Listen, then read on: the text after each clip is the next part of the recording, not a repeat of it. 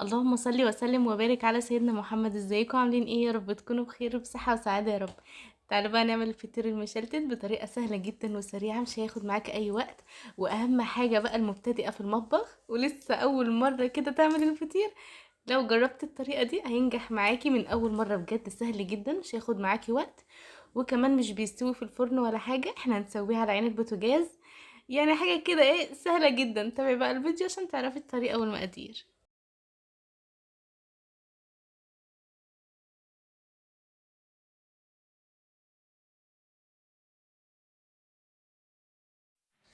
انا هنا بقى معايا كيلو من الدقيق لجميع الاغراض، يعني اي نوع دقيق متوفر عندك استخدميه عادي، ومعلقه سكر كبيره ونص معلقه ملح. اقلبهم مع بعض كويس جدا ونبدا نعجن بالميه. مفيش اسهل من كده يعني. ميه بقى شويه بشويه كده لحد ما العجينه تتلم معاكي. انا كده خلاص ما شاء الله العجينه اتلمت معايا وبقت حلوه جدا. هسيبها بقى ساعه كده ترتاح وارجع لكم.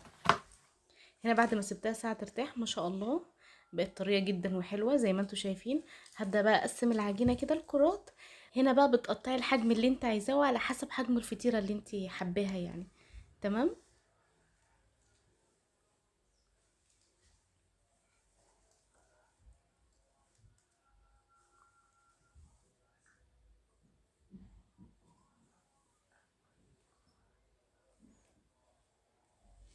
هنا خلاص قطعتها بقى، هبدا بقى اكورها.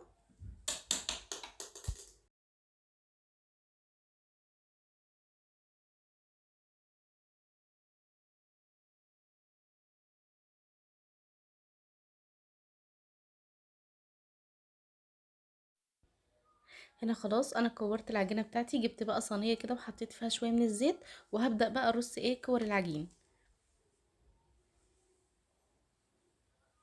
زي ما انتم شايفين بقى ما شاء الله. هجيب بقى صينيه واديها دهن كده من الزيت عشان عشان اعرف افرد العجينه عليها. تمام. زي ما انتم شايفين ما شاء الله بفرد بقى العجينه كده. وطبعا انا مسيحه سمنه او سمنه على زبده، او زبده المتوفر عندك بقى، او ممكن سمنه على زيت برضو. عايزه اقولك طريقه الفطير دي سهله جدا بجد والله، ما خدتش معايا وقت خالص. واحلى حاجه اللي هي بتستوي كده على البوتاجاز في ثانيه يعني، ما بتكملش كده 3 دقايق بيكون معاكي احلى فطير وبيطلع طري جدا ما شاء الله. زي ما انتم شايفين بقى كده. مع كل طبقه عجين بطبقها والزم نحط سمنه عشان العجينه بتاعتك تطلع مورقه وطريه وحلوه. هنا خلاص عملت اول واحده وهفرد التانية.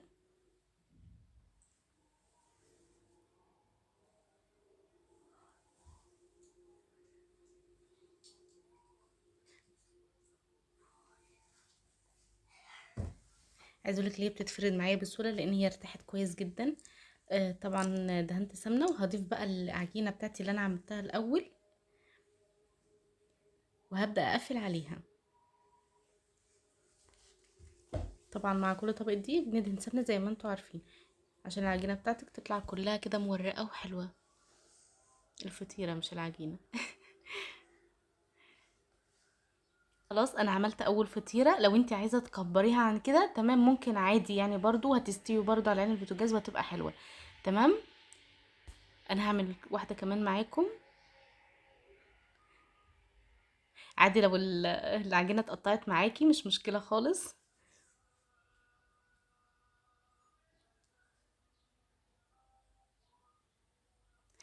انا عامله برضو معاكم اكتر من طريقه على القناه، تلاقوها طريقه فطير يعني، في طرق كتير. لو برضو مش عجبتك الطريقه دي ممكن تشوفي اي طريقه تانية تعجبك عادي، بس انا حبيت الطريقه دي بصراحه، يعني سهله كده وحلوه.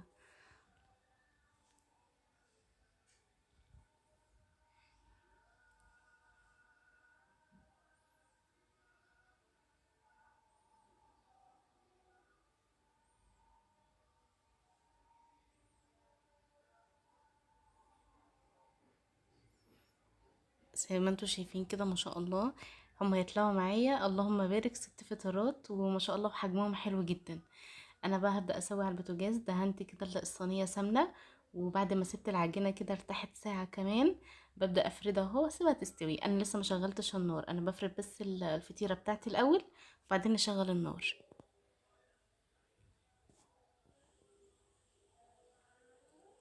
عايزه اقولك ما شاء الله حلوه جدا، تتفرد بسهوله جدا لان العجينه ارتاحت كويس قوي. زي ما انتوا شايفين كده. خلاص هشغل النار بقى. شايفين؟ اللهم بارك، ولا لزقت ولا حاجه، بتتحرك بكل سهوله.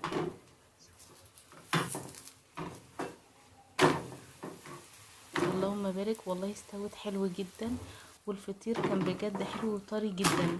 يعني اللي بيشتكي من الفطير اللي هو بينشف معاه كده لا، انسي انسي خالص، ده هيطلع معاكي طري وحلو جدا.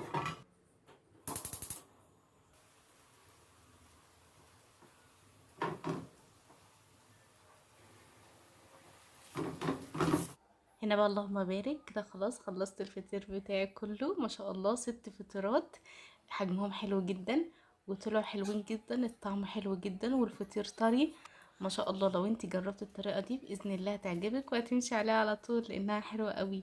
شايفين؟ اللهم بارك. حبيت اقدم معاكم فطير بس هو كان ساخن جدا والله وانا بقدمه، فمش عارفه اوريكم التوريه قوي، بس شايفين؟ اللهم بارك. يعني بجد والله العظيم طالع مورق وحلو قوي. شايفين؟ شايفين ما شاء الله.